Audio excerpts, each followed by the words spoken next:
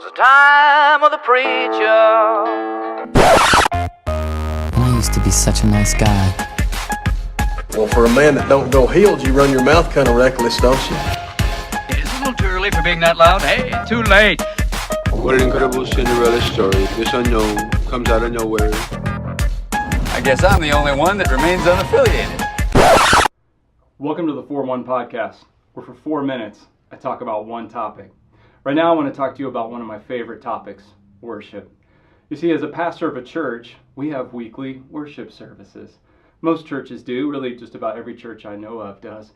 The thing is that many churches, though, don't really know why they have worship services. Now, our church is a little different because we do have a clearly defined philosophy of worship. We know what we're doing when we gather together. You see, we try to create a space and an atmosphere where we can remove as many distractions as we possibly can, because we do live in a very distracting world. I mean, there's all kinds of things that are vying for our attention and our affection. They're trying to captivate us and draw us into them. But then there's this God, this creator, the all-knowing, all-seeing, all-powerful creator of the universe, who longs for us to connect with him, to be captivated by him, to be drawn into him and caught up in his presence and to respond to him.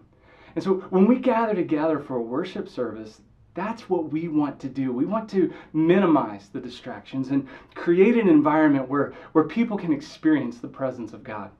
You see, there's really nothing special about any building we might choose to worship in.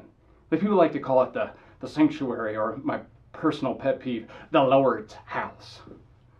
What a goofy thing to say. That building you go to is not the Lord's house. Oh my goodness, what a lie. I mean, honestly, it's just a lie. That is not the Lord's house. That's just a building. For goodness sake, you're the Lord's house. If you have a relationship with God, you are a temple of his Holy Spirit, and he dwells inside of you, and he's saying, hey, I want you to be aware of my presence. You see, that's the thing. I mean, the earth is the Lord's and everything in it. He is everywhere at every time. He's in every place. He's present. The big issue is that we miss him. We don't see him. We don't encounter him, often because we're not looking for him. And so that's what's special about these worship gatherings.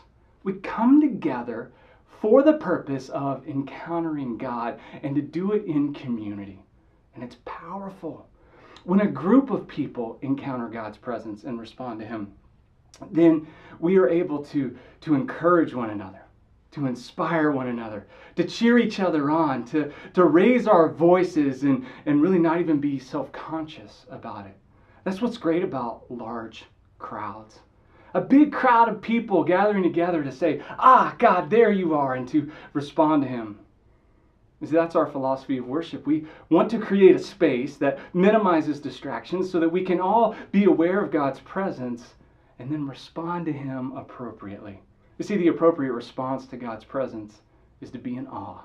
Oh, God, look at you. You are so great. You are so powerful. And look at me. I'm not. But you choose to see me and allow me to connect to you and to be a part of your family.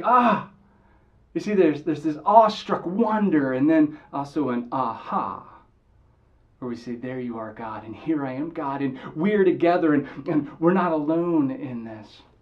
And the best part of all, my favorite part, is that God is revealed through the worship of his people. You know, when you gather together with other people and you exalt God, he's revealed through that.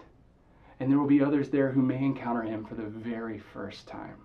That's what's happening when we get together for worship. And you know what? That'll help you as you pray for one. Asking God every day, give me one person to share your love with. Keep praying for one and worship your full head off.